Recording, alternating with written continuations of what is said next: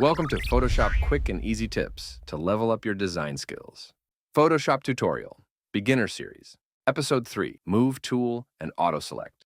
Hi again. In this quick lesson, we're focusing on the Move tool, your go-to tool for positioning objects. Press V on your keyboard or click the Move tool at the top of the toolbar. Now, try clicking on an element in your canvas, maybe some text or a shape. You'll see it moves around easily. But wait, if nothing's happening, check the top menu. See that box that says Auto Select? If it's off, Photoshop won't know what to grab. Turn it on to quickly click and move objects on your canvas. Pro tip: if you're working with multiple layers, turn off Auto Select so you don't accidentally move the wrong thing. Use the Layers panel to select exactly what you want. That's all for today. Keep moving, literally, and we'll meet again next time when we dive into Photoshop layers.